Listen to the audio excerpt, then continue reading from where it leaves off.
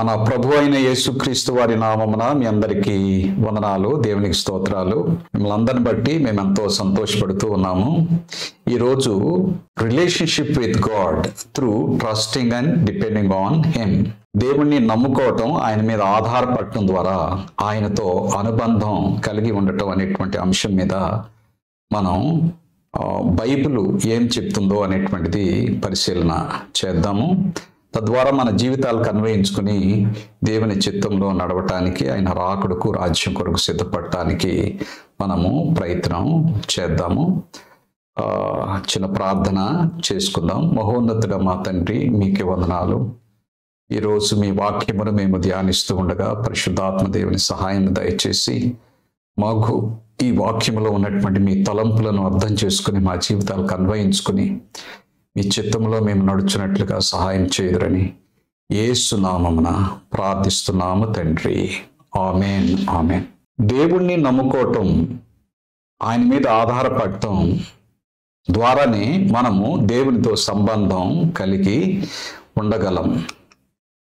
దేవుని యందు విశ్వాసము, ఆయనతో అనుబంధం, రక్షణ, అభయం కలిగి ఉండటం అంటే దేవుని పూర్తిగా నమ్ముకోవటం, ఆయన్ని పూర్తిగా ఆయన మీద ఆధారపడటం. ఉదాహరణకి విమాన ప్రయాణం అంటే చాలామందికి భయం. ఎందుకంటే వార్తల్లో విమానాలు పడిపోవటం, చాలామంది చనిపోవటం, ఇవన్నీ కూడా అప్పుడప్పుడు చూస్తూ ఉంటాం కనుక విమాన ప్రయాణం అంటే చాలామందికి భయం. మరి టికెట్ కొనుక్కుని విమానంలో ఎక్కుతారు. ఎక్కిన తర్వాత కూర్చుంటారు. వారి సామాన్లు అవి ఆ విమానంలో పెట్టుకుంటారు. అప్పటి నుండి ఆ విమానంలో ఉన్నటువంటి వారు ఆ విమానం అక్కడ నుండి బయలుదేరి వారు చేరవలసినటువంటి గమ్యస్థానం చేరే వరకు వారు ఆ విమానం గురించి ఏమి చేయనవసరంలా వారి సామాన్లు అక్కడ పెట్టుకుని, అక్కడ సీట్ బెల్ట్ వేసుకుని ఆ సీట్లో కూర్చోవటం, వారు ఏమన్నా తీసుకొస్తే తినటం, అటు ఇటు తిరగటం తప్ప అక్కడ వారు ఏమీ చేయలేరు. ఆ పైలట్ దగ్గరికి వెళ్ళి మేము మీకు సహాయం చేస్తాము, కొంత అది చేస్తాం, ఇది చేస్తామని చెప్పేసి అనటంలో ఎటువంటి అర్థం లేదు. వారు పూర్తిగా ఆ విమానంలో కూర్చుని ఇక్కడ ప్రారంభం దగ్గర నుండి, అది బయలుదేరిన దగ్గర నుండి అది గమ్యస్థానం చేరే వరకు కూడా పూర్తిగా విమానం మీద వారు ఆధారపడాలి. ఆ విమానం నడిపేటువంటి పైలట్ మీద ఆధారపడాలి. ఆ విమానాన్ని నమ్ముకోవాలి, ఆ పైలట్ని నమ్ముకోవాలి. అంతకి తప్ప వారు ఏమీ చేయలేరు. ఆ విమానాన్ని పూర్తిగా నమ్ముకోవాలి, ఆ పైలట్ మీద పూర్తిగా ఆధారపడాలి. విమానంలో ఉన్నంతసేపు ఆ విమానం నడిపేటువంటి పైలట్ని నమ్మాలి. గమ్యస్థానం చేరటానికి ఆయన మీద ఆధారపడాలి. కనుక దేవునితో అనుబంధం కలిగి ఉండాలంటే మన సొంత ఊహలను నమ్ముకోకూడదు. మనుషుల జ్ఞానం మీద ఆధారపడకూడదు. దేవుని మాట మీద, ఆయన వాక్యంలోని జ్ఞానం మీద ఆధారపడాలి. సామెతలు 3:5 నీ స్వబుద్ధిని ఆధారము చేసుకొనక నీ పూర్ణ హృదయంతో యెహోవా యందు నమ్మిక ఉంచుము. నీ సొంత జ్ఞానం మీద, నీ స్వబుద్ధి మీద ఆధారం పడకూడదు.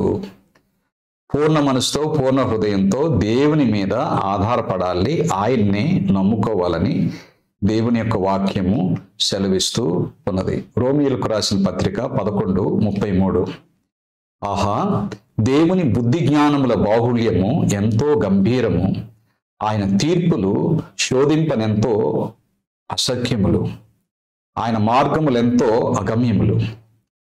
దేవుని బుద్ధి జ్ఞానములు అనంతమైనటువంటివి. ఆయన సర్వజ్ఞాని.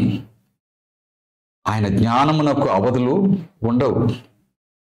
ఆయనకి సమస్తమును తెలుసు. ఈ విశ్వాన్ని సృష్టించకముందే విశ్వంలో ఎవరుంటారు, ఎంతకాలం ఉంటారు, ఈ విశ్వం ఎంతకాలం ఉంటుంది, ఈ భూమిలో ఉన్న మనుషులు, వారి యొక్క భవిష్యత్తులు ఏమిటి, ఇవన్నీ కూడా దేవునికి పూర్తిగా తెలుసు.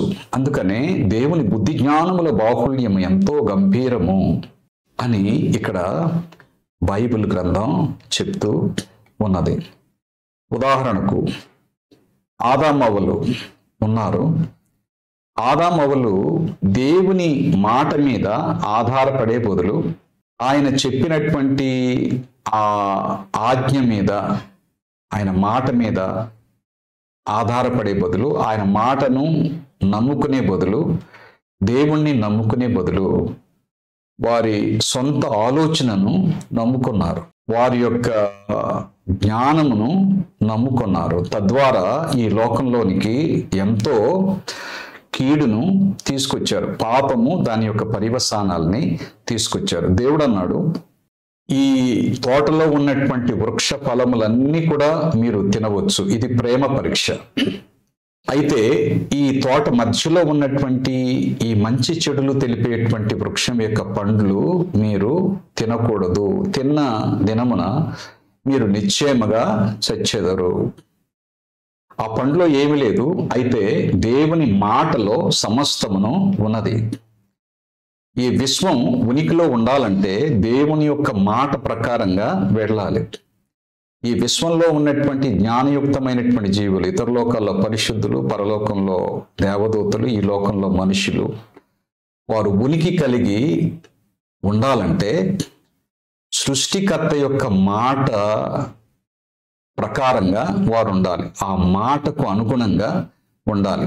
ఆ మాట ప్రకారంగా లేకపోతే, ఆ మాటను మీరితే వారు సమస్తమును పోగొట్టుకుంటారు. దేవుడు వారికి అమరత్వం ఇచ్చాడు, ఆనందం ఇచ్చాడు, అధికారం ఇచ్చాడు, అనుబంధం ఇచ్చాడు ఒక షరతు మీద. దేవుని యొక్క మాట విన్నంత కాలము, దేవుని యొక్క ఆజ్ఞకు వారు విధేయులుగా ఉన్నంత కాలము అవి వారికి ఉంటాయి. దేవదూతలే కానీ, ఇతర లోకల పరిశుద్ధులే కానీ, ఈ విశ్వమంతటా ఉన్నటువంటి ఈ కోటాను కోట్ల గ్రహాల్లో ఉన్నటువంటి పరిశుద్ధులు, దేవదూతలు లాంటి వారు, వారందరికి కూడా ఇదే షరతు. మానవ ఉనికికి, ఇతర లోకంలో ఉన్న పరిశుద్ధుల యొక్క ఉనికి, దేవదూతల యొక్క ఉనికి ఒకే ఒక షరతు. దేవుని మాట విన్నంత కాలము, ఆయన ఆజ్ఞకు విధేయులుగా ఉన్నంత కాలము వారు బ్రతుకుంటారు, ఉనికి కలిగి ఉంటారు. మాటను మీరితే ఆ ఉనికిని వారు పోగొట్టుకుంటారు. దేవుని మీద ఆధారపడే బదులు, దేవుని మాటను నమ్మే బదులు ఆదామవ్వలు శత్రువైనటువంటి సాతాను యొక్క మాటను నమ్మారు. వారు దేవుడు తినొద్దన్న పండుని తిన్నారు. తిన్న వెంటనే అమరత్వం పోయి వారికి మరణం వచ్చింది, ఆనందం పోయి దుఃఖం వచ్చింది, వారికి బానిసత్వం, ఆ అధికారం పోయి బానిసత్వం వచ్చింది, దేవుని యొక్క అనుబంధం పోయి ఎడబాటు వచ్చింది. మనిషి దేవుడు వేరైపోయారు, పరలోకం భూలోకం వేరైపోయారు. కారణం, వారు దేవుని యొక్క మాటను నమ్మలేదు, ఆయన మీద వారు ఆధారపడలేదు. సొంత జ్ఞానం మీద, సొంత తలంపుల మీద వారు ఆధారపడ్డారు. లేకపోతే శత్రువైనటువంటి సాతాను మాట నమ్మి అతని మీద ఆధారపడ్డారు. కనుక ఎంత ప్రమాదం ఈ లోకానికి, ఈ విశ్వానికి తీసుకొచ్చారు ఆదామవ్వలు. అమరత్వాన్ని పోగొట్టుకుని, ఆనందాన్ని పోగొట్టుకుని, అనుబంధాన్ని పోగొట్టుకుని వారు దేవుని సన్నిధిలో నుండి వెళ్ళిపోయారు. ఎందుకంటే ఈ విశ్వంలో, ఈ లోకంలో దేవుని నుండి ఏ వ్యక్తినైనా, ఏ జీవనైనా, ఏ ప్రాణినైనా దూరం చేసేటువంటిది ఒకే ఒకటి, అది పాపము. పాపం అంటే దేవుని యొక్క మాటను మీరటము, ఆయన ఆజ్ఞను అతిక్రమించటము. రోమియోలకు రాసిన పత్రిక 5:12 తద్వారా ఇట్లుండగా ఒక మనుషుని ద్వారా, అంటే ఆదామవ్వల ద్వారా, ఆదాము ద్వారా పాపం ద్వారా మరణమును లోకములో ఏలాగు ప్రవేశించనో అలాగుననే మనుషులందరూ పాపము చేసినందున మరణము అందరికీ సంప్రాప్తము ఆయను. ఈ లోకంలో పాపం ఉండటానికి కారణం, మరణం ఉండటానికి కారణం దేవుని యొక్క మాటను మీరటము, ఆయన ఆజ్ఞను మీరటము. తద్వారా ఆ పరిస్థితి మానవులందరి మీదకి వచ్చింది. మన ఆది తల్లిదండ్రులు ఆదామవ్వల ద్వారా మనుషులందరి మీదకి వచ్చింది. మనిషి మరణించాలని దేవుడు మనిషిని చేయలేదు. మానవుడు అమరత్వంలో దేవునితో యుగయుగాలు ఉండాలని, ఆనందంలో, అధికారంలో, అనుబంధంలో వారు ఉండాలని దేవుడు చేశాడు. అయితే దేవుడు వారికి ఒక రక్షణ ప్రణాళికను ఏర్పాటు చేశాడు. రోమీయులకు రాసిన పత్రిక 5:18 కాబట్టి తీర్పు ఒక్క అపరాధము మూలముగా వచ్చినదై మనుషులకందరికీ శిక్షావిధి కలుగుటకు ఎలాగూ కారణమాయను, అలాగే ఒక్క పుణ్యకార్యము వలన కృపాదానము మనుషులకందరికీ జీవప్రదమైన నీతి విధింపబడుటకు కారణము ఆయన. ఇక్కడ దేవుని యొక్క ప్రేమ సూత్రము, సిద్ధాంతము ఏమిటంటే, ఒక మనిషి దేవుని యొక్క ఆజ్ఞను అతిక్రమించడం వలన పాపం ద్వారా మరణము మానవులందరి మీదకి ఎలాగొచ్చిందో ఒక మనిషి ద్వారా, అలాగే దేవుడు మానవుడిగా రాబోతూ ఉన్నాడు. మానవులందరి యొక్క పాపాన్ని, మరణాన్ని ఆయన మీదకు తీసుకోబోతూ ఉన్నాడు. సిలువలో బలియాగంగా అర్పించబడినాయి ఉన్నాడు. కనుక ఆయనను ఎవరైతే నమ్ముకుంటారో వారికందరికి కూడా నిత్య జీవము, మరలా వారు పోగొట్టుకున్నటువంటి మహిమ, జీవము, నిత్యత్వము, అమరత్వము ఇవన్నీ కూడా మానవునికి మరలా ఆ ప్రభు ద్వారా వస్తాయి. దేవుడు మానవుడవుతాడు. మానవుడయ్యి వారు పోగొట్టుకున్నవన్నీ కూడా ఆయన తిరిగి తీసుకొస్తాడు. అయితే వారు ఆయన యందు విశ్వాసం ఉంచాలి. ఇది కనుక ఇక్కడ విషయం ఏమిటంటే, దేవుని యొక్క మాట చాలా స్పష్టంగా, తేటగా, సూటిగా ఉంటుంది. కనుక దాన్ని అనుసరించాలా, మీరాలా అనేటువంటి నిర్ణయం మనిషే తీసుకోవాలి. ఈ విశ్వంలో జ్ఞానయుక్తమైనటువంటి జీవులు వారే తీసుకోవాలి. ఇక వారి తరపున ఎవరూ తీసుకోవటానికి లేదు. నిర్ణయం, తీర్మానం మాత్రము మనిషే తీసుకోవాలి. ఆ తరువాత దేవుణ్ణి నమ్ముకోవాలి, ఆయన మీద ఆధారపడాలి. అప్పుడు ఆయన చిత్తములో నడుచున్నట్లుగా దేవుడు వారిని నడిపిస్తాడు. ఉదాహరణకి సౌలు రాజు, ఇశ్రాయేలు ప్రజలకు మొదటి రాజు. చాలా అందగాడు, ఎత్తైనటువంటి వాడు, చాలా తెలివి కలిగినటువంటి వాడు. ఇతడు మొదట్లో చాలా బాగున్నాడు. దేవునితో సంబంధం కలిగి ఉన్నాడు, ప్రవచించాడు, దేవుని స్తుతించాడు, దేవునితో అనుబంధం కలిగి ఆయన నమ్ముకుని ఆయన మీద ఆధారపడ్డాడు. అప్పుడు అతడు దేవుని యొక్క ఆనందమును, శాంతి సమాధానాలు అనుభవించాడు. అయితే ఆయన రాజు అయిన తరువాత దేవుని మాటను తేలిగ్గా తీసుకున్నాడు. ఉదాహరణకి ఒకసారి అప్పుడున్నటువంటి ప్రవక్త అయినటువంటి సమూయేలు ద్వారా దేవుడు సౌలు రాజుకు చెప్పాడు, నీ వెళ్ళి ఈ కనాను దేశంలో ఉన్నాము కదా, ఇక్కడ శత్రువులైనటువంటి వారు ఉన్నారు. వీరిలో మొదటి శత్రువు అమాలేకీయులు. వారు దుర్మార్గుమైనటువంటి ప్రజలు, ఏశావు సంతానము.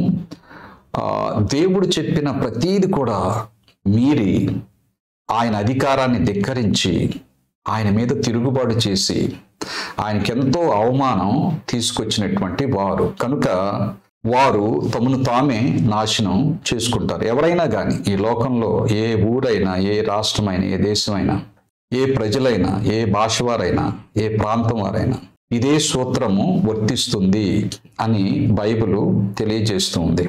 దేవుని మాట మీరితే ఈ మరణం అనేటువంటిది, నాశనం అనేటువంటిది వారి మీదకి వస్తుంది. వారు తమను తామే నిర్మూలం చేసుకుంటారు. మరి దేవుడు మనుషుల ద్వారా చేస్తారో, మరి ఎవరి ద్వారా చేస్తారో, వారి పాపపు గిన్నె నిండిపోగానే వారిని నిర్మూలం చేస్తాడు దేవుడు. కనుక అమాలేకీయుల పాపం గిన్నె నిండిపోయింది. కనుక వారికి ఇంకా అవకాశం ఇచ్చిన 100 సంవత్సరాలు ఇచ్చినా, 200 సంవత్సరాలు ఇచ్చినా ఇక వారు మారరు అని దేవుడు సర్వజ్ఞానంలో చూస్తాడు. కనుక ఆయన వారిని నిర్మూలన చేయమన్నాడు. నరహత్య చేయవద్దని చెప్పినటువంటి దేవుడే వారిని నిర్మూలన చేయమన్నాడు. ఎందుకంటే దేవుడు ఆయన జీవము కలిగినటువంటి దేవుడు. జీవము ఇవ్వటానికి ఆయనకే అధికారం ఉంది. ఆ ప్రాణము తీయటానికి కూడా ఆయనకే అధికారం ఉంది. అది ఆయనకి పాపం కాదు.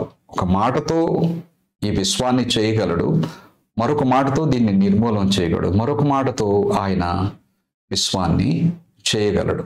కనుక సృష్టించినటువంటి సృష్టికర్తకు, ప్రాణప్రదాతకు ప్రాణం తీయటానికి కూడా ఆయనకు అధికారం. ఆ పరిస్థితులు వస్తే కనుక వారిని నిర్మూలం చేయమని దేవుడు చాలా సూటిగా చెప్పాడు. అమాలేకుల్ని సమూలంగా నిర్మూలం చేయాలి. ఎవరిని కూడా విడిచిపెట్టొద్దు, పశువుల్ని విడిచిపెట్టొద్దు, రాజుని విడిచిపెట్టొద్దు, ప్రజల్ని విడిచిపెట్టొద్దు. ఒక్కరు కూడా ఉండటానికి వీలేదు. పశువులు కానీ మనుషులు కానీ ఆ జాతి కూడా నిర్మూలం అయిపోవాలి. అది దేవుని యొక్క తీర్పు, దేవుని యొక్క శిక్ష వారి మీదకి వస్తుంది. దాన్ని వారే కొని తెచ్చుకున్నారు. ఆ విషయాన్ని సమూయేలు ద్వారా దేవుడు సౌలుకు చాలా తేటగా సూటిగా చెప్పాడు. అయితే సౌలు ఆ మాట మనిషి మాట అనుకున్నాడు. ఆ మాట ఎవరో మానవుల మాటని చాలా తేలికగా అల్పంగా తీసుకున్నాడు సౌలు రాజు. ఎందుకంటే అతడు దేవుణ్ణి నమ్ముకోలేదు కనుక, దేవుని మీద ఆధారపడలేదు కనుక. ఈ లోకంలో ఎవరైనా కానీ వారు దేవుణ్ణి నమ్ముకోకపోతే, దేవుని మీద ఆధారపడకపోతే దేవుని మాటను చాలా తేలికగా తీసుకుంటారు. ఆ మాటను వారు చాలా తేలికగా మేరతారు. ఆ తీర్పులు, శిక్షలు వారి మీదకి కొని తెచ్చుకుంటారు. మరి సౌలు వెళ్ళాడు, ఆ యుద్ధం చేశాడు. ఆ యుద్ధంలో చాలా మందిని నిర్మూలం చేశాడు. అయితే రాజును చంపల, అక్కడ కొన్ని శ్రేష్టమైనటువంటి పశువులను చంపలేదు.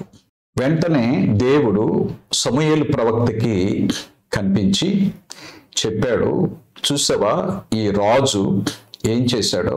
ఆ రాజును చంపకోకుండా తీసుకొచ్చాడు, నా మాటను మీరాడు, నా మాటను ధిక్కరించాడు, నా ఆజ్ఞను ధిక్కరించాడు, ఆ పశువులను తీసుకొచ్చాడు, వెళ్ళి చూడు. అతడు ఒక అతిశయము, గర్వంతో తిరుగుబాటు చేస్తూ ఉన్నాడు. తిరుగుబాటు మనస్సు అతనికి ఉన్నది. మనుషులు పై వాటిని చూస్తారు కానీ నేను అంతరంగాన్ని చూస్తాను కనుక ఈ వ్యక్తి తిరుగుబాటు చేసే వ్యక్తి కనుక అతన్ని నేను కొనసాగించలేను, అతన్ని నేను విడిచిపెడతాను. అయితే వెళ్ళి ఒకసారి అతన్ని హెచ్చరించు అని దేవుడు చెప్పినప్పుడు అప్పుడు సౌలు సమర్థించుకోవటానికి చూస్తూ ఉన్నాడు. రాజుని ఎలా చూస్తా చంపను, ఈ పశువులు ఇవన్నీ కూడా దేవునికి బలి అర్పించాలి కదా, కృతజ్ఞతగా దేవునికి బలి అర్పించాలి. ఇవేమి నాకు అక్కర్లేదు, ఆ రాజు అక్కర్లేదు, ఈ పశువులు అక్కర్లేదు, దేవునికి అర్పించడానికి తీసుకొచ్చాను అని అన్నప్పుడు ఆ ప్రవక్త అంటాడు, బలులు అర్పించడం కంటే దేవుని మాట వినటం శ్రేష్టము. దేవుని మాట చాలా స్పష్టంగా తేటగా ఉంటుంది. అది లేఖనంలో పరిశుద్ధుల ద్వారా, ప్రవక్తల ద్వారా ప్రత్యక్షపరిచాడు దేవుడు. కనుక మనుషులందరూ, ఈ లోకంలో ఉన్నటువంటి వారందరూ కూడా లేఖనాల్లో ఉన్నటువంటి దేవుని చిత్తమును తెలుసుకొని తీరాలి. లేకపోతే వారు తెలియకోకుండానే వారు అతిక్రమంలో ఉంటారు, అవిధేయతలో ఉంటారు, తద్వారా పాపంలో ఉంటారు. పాపం యొక్క జీతమైనటువంటి మరణంలో వారు నశించిపోయేటువంటి ప్రమాదం ఉంటుంది అన్నటువంటి సత్యాన్ని ఇందులో మనము నేర్చుకుంటూ ఉన్నాం. 1 పేతురు 2:2-3 సమస్తమైన దుష్టత్వమును, సమస్తమైన కపటమును, వేషధారణను, అసూయను, సమస్త దూషణ మాటలను మాని క్రొత్తగా జన్మించిన శిశువులను పోలిన వారై నిర్మలమైన వాక్యమును పాల వలన రక్షణ విషయంలో ఎదుగు నిమిత్తము ఆ పాలను అపేక్షించుడి. దేవుని యొక్క వాక్యమును నమ్మాలి. దేవుని యొక్క వాక్యం అనేటువంటి పాలు త్రాగాలి. అంటే ప్రతిరోజు చదువుకోవాలి దేవుని యొక్క వాక్యాన్ని. మానవులు రాసినటువంటి పుస్తకం కాదు ఇది. ప్రవక్తల ద్వారా దేవుడు పరిశుద్ధాత్మ ఆవేశం వలన ఇచ్చినటువంటి పరిశుద్ధ గ్రంథము. మానవాళికి ఒక గైడ్గా ఉండటానికి దేవుడు పరిశుద్ధ గ్రంథాన్ని, బైబిల్ గ్రంథాన్ని దేవుడు మానవాళి కోసం ఇచ్చాడు. కనుక మనము దుష్టత్వం మానాలంటే, కపటం మానాలంటే, వేషధారణ మానాలంటే, అసూయ మారాలంటే, దూషణ మాటలు మారాలంటే అవుంటే దేవుడు వచ్చి నీతో నివాసం చేయడు. నీవు దేవునితో సంబంధం కలిగి ఉండవు. దేవునితో సంబంధం లేకపోతే నీకు రక్షణ ఉండదు. మరణిస్తే మట్టి అవుతావు, కాల్చేస్తే బూడిదవు. కనుక ఈ దుష్టత్వము నుండి, కపటము నుండి, వేషధారణ, అసూయ, దూషణ మాటలంటే పాపము నుండి నీవు విడిపించబడాలంటే దేవుణ్ణి నమ్ముకోవాలి. సౌలు రాజు దేవుణ్ణి నమ్ముకోలేదు, దేవుని మీద ఆధారపడలేదు, తన సొంత జ్ఞానం మీద ఆధారపడ్డాడు. అయితే దేవుని మీద ఆధారపడితే దేవుడు అతన్ని ఒక కొత్తగా జన్మించిన శిశువు వలె ఎలాంటి కపటం, కల్లా కపటం లేకోకుండా ఆ వ్యక్తిని మార్చగలడు దేవుడు. ఆ దేవుని యొక్క వాక్యముతో అతన్ని మార్చి నూతనపరచగలడు, అతన్ని ఒక నూతన వ్యక్తిగా చేయగలడు వాక్యం ద్వారా. అయితే ఆ వాక్యాన్ని నమ్మాలి, ఆ వాక్యం మీద మనము ఆధారపడాలి. యోనా అనేటువంటి ఒక ప్రవక్త బైబిల్లో ఉన్నాడు. ఈయన కూడా దేవుడు ఒక విషయాన్ని వ్యక్తులకు చెప్పితే, దేవదూతకే కానీ మనుషులకు కానీ దేవుడు చెప్పాడు అనుకో, అది చాలా తేటగా, స్పష్టంగా, సూటిగా ఉంటుంది. దానిలో ఇక గలిబిలి పట్టడానికి, అపార్థం చేసుకోవటానికి ఏమీ ఉండదు. కనుక పూర్వకాలము దేవుడు కళల ద్వారా, దర్శనాల ద్వారా మాట్లాడాడు. ఈ రోజుల్లో దేవుడు ఆయన వాక్యము ద్వారా మాట్లాడుతూ ఉన్నాడు. దేవుడు చెప్పాడు యోనా ప్రవక్తతో, నినివే పట్టణానికి వెళ్ళాలి నీవు. నినివే పట్టణము చాలా పాపములో ఉన్నది, అయితే వారిని హెచ్చరిక చెయ్యి. చెప్పకోకుండా నేను నాశనం చేసేటువంటి దేవుడిని కాదు, న్యాయము, నీతి కలిగినటువంటి వాడును, అన్యాయంగా ఎవరిని నిర్మూలం చేయను, వారిని ప్రేమతో హెచ్చరిస్తాను. అది కూడా వారు తృణీకరిస్తే వారి యొక్క శిక్షను వారే కొని తెచ్చుకుంటారు. కనుక నినివే ప్రజలు పూర్తిగా నా అధికారం నుండి తొలగిపోయారు, నా మాటకు విరోధంగా జీవిస్తూ ఉన్నారు, అవిధేయులుగా దుర్నీతి దుర్మార్గతలో వీరంతా కూడా జీవిస్తూ ఉన్నారు. కనుక నీవు వెంటనే వెళ్ళి వారిని హెచ్చరిక చేయాలి అని దేవుడు ఒక పనిని, ఒక బాధ్యతను యోనా ప్రవక్తకి చాలా సూటిగా చెప్పాడు. అప్పుడు యోనా ప్రవక్త దేవుని మాటను, ఆ సాధారణమైన సూటి అయిన దేవుని మాటను నమ్మి, ఆ మాట మీద ఆధారపడి, దేవుని మీద ఆధారపడి అన్ని పరిస్థితుల్లో కూడా దేవుడే కాపాడగలడు, అక్కడికి తీసుకువెళ్ళగలడు, వారికి ఆ హెచ్చరిక చేయించగలడు దేవుడే అని దేవుని నమ్ముకుని ఆయన మీద ఆధారపడే బదులు ఆయన సొంత ఊహలు, ఆలోచనలు, అభిప్రాయాలు, భయాలు ఎన్నో ఆయన మనసులోనికి వస్తున్నాయి. చాలా క్రూరమైనటువంటి వాళ్ళు, చాలా బలమైనటువంటి వారు. నేను వెళ్ళి ఒక మిడతలాగా ఉంటాను వారి మధ్య, నేను వెళ్ళి వారికి హెచ్చరిక చేయటం ఏంటి, నన్ను బ్రతకనిస్తారా వాళ్ళు అని ఆలోచనతో నినివేకి వెళ్ళే బదులు, అది దాదాపు 550 మైళ్ళు దూరం అక్కడ నుండి, అక్కడికి వెళ్ళే బదులు దానికి ఆపోజిట్గా 2500 మైళ్ళు దూరంలో వెళ్ళేటువంటి ఒక వాడను ఎక్కుతాడు. తార్షిష్ అనేటువంటి ఊరు వెళ్ళటానికి అక్కడికి వెళతాడు. వెళ్ళేటువంటి ఆ వాడ ఎక్కుతాడు.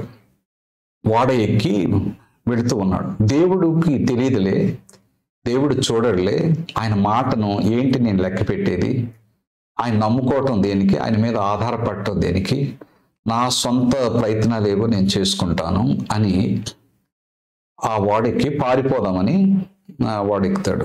అప్పుడు దేవుడు తుఫాను కలిగించటం, ఆ తర్వాత సముద్రం అంతా అల్లకల్లోలంగా ఉండటం, వారంతా కూడా చీట్లు వేసి ఆ చీటు యోనా మీదకి రావటం. అప్పుడు యోనాను అడగటం, ఎక్కడ, ఎవరు నువ్వు, ఎక్కడికి వెళుతున్నావు, ఏంటి నీ పరిస్థితి అని చెప్పినప్పుడు యోనా మొత్తం వివరంగా చెప్పాడు. ఈ తుఫాన్ నా వల్లే జరిగింది. సర్వ విశ్వానికి సృష్టికర్త అయినటువంటి దేవుని మాటను నమ్మకోకుండా, ఆయన మీద ఆధారపడుకోకుండా ఆయన నుండి నేను దూరంగా పారిపోతూ ఉన్నాను. కనుక సమస్తమును ఆయన ఆధీనంలో ఉన్నటువంటి దేవుడు ఆయన మాట సెలవీయగా ఈ తుఫాను, ఈ అల్లకల్లోల పరిస్థితి జరుగుతుంది అన్నప్పుడు మరి ఏం చేయము మేమని చెప్పేసి అంటే, నన్ను కాళ్ళు చేతులు కట్టి సముద్రంలో పడేయండి అని అన్నప్పుడు అలా పడవేయగానే దేవుడు అంతకీ అతన్ని విడిచిపెట్టలేదు, ఇంకా క్రమశిక్షణ చేస్తూ ఉన్నాడు. అక్కడ ఒక చేపను రప్పిస్తాడు దేవుడు సముద్రంలో, అది సిద్ధంగా ఉంటుంది.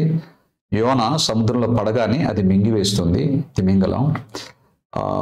అది మింగివేసినప్పుడు అక్కడ ఉండి యోనా ప్రార్థన చేస్తాడు. సామెతలు 3:6 నీ ప్రవర్తన అంతటి యందు ఆయన అధికారమునకు ఒప్పుకొనుము, అప్పుడు ఆయన నీ త్రోవలను సరళము చేయును. నీ సొంత జ్ఞానం మీద, శక్తి మీద ఆధారపడ్డావు నీ ప్రవర్తనలో, నీ నిర్ణయంలో, నీ ఆలోచనలో, నీ క్రియల్లో. కనుక దేవుని యొక్క అధికారాన్ని ఒప్పుకోవాలి. ఏ మనిషి అయినా కానీ, ఏ సృష్టింపబడినటువంటి ఎవరైనా కానీ, దేవదూతే కానీ, ఇతర లోకల్లో పరిశుద్ధులే కానీ, ఈ విశ్వంలో ఎవరైనా కానీ, మనుషులు ఎవరైనా కానీ, ఏ ప్రాంతమైనా, ఏ భాష అయినా, ఎవరైనా, ఏ జాతి అయినా, ఏ ప్రజలైనా, వారు దేవుని యొక్క అధికారాన్ని ఒప్పుకోవాలి. దేవుని యొక్క అధికారం ఎక్కడ ఉంటుంది? ఆయన వాక్యంలో ఉంటుంది, బైబిల్ గ్రంథంలో ఉంటుంది, ప్రవక్తల ద్వారా ఆయన ప్రత్యక్షపరిచాడు. అదే అధికారం. మన నమ్మకాలకి, మన ఆచారాలకి దేవుని యొక్క వాక్యమే ఆధారం, అధికారం.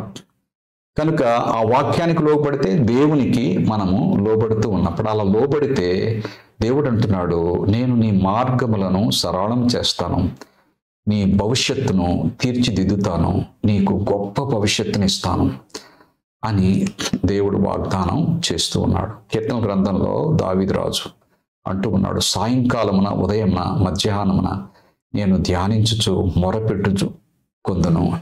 అలా చేప కడుపులో నుండి ప్రార్థన చేశాడు. ప్రార్థన చేయగానే దేవుడు ఆజ్ఞ ఇస్తాడు చేపకి. ఆ చేప వెళ్ళి నినివే పట్టణం యొక్క ఆ ప్రాంతంలో కక్కివేస్తుంది, ఆ తీర ప్రాంతంలో కక్కివేస్తుంది. ఒక మనిషి పొరపాటు చేసినప్పుడు దాన్ని ఒప్పుకొని విడిచిపెడితే దేవుడు క్షమిస్తాడు. మీ పాపములను మీరు ఒప్పుకున్న ఎడల నేను నమ్మదగిన వాడును, నీతిమంతుని గనక మీ పాపములను క్షమించి మిమ్మల్ని సమస్త దుర్నీతి నుండి పవిత్రులుగా చేస్తాను అని దేవుడు వాగ్దానం చేశాడు. కనుక దేవుడు యోనాను క్షమించాడు. చేప కడుపులో నుండి ప్రార్థన చేయగానే, పశ్చాత్తాపడగానే ఇక్కడ తీసుకొచ్చాడు.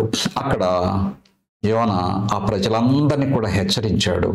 వారు ఆ హెచ్చరికకు స్పందించి రాజు దగ్గర నుండి చిన్న వ్యక్తి వరకు కూడా అందరూ కూడా పశ్చాత్తాపడి విరిగి నలిగినటువంటి హృదయంతో దేవుని యొక్క సన్నిధికి వారు వచ్చి దేవునికి క్షమాపణ అడుగుతారు.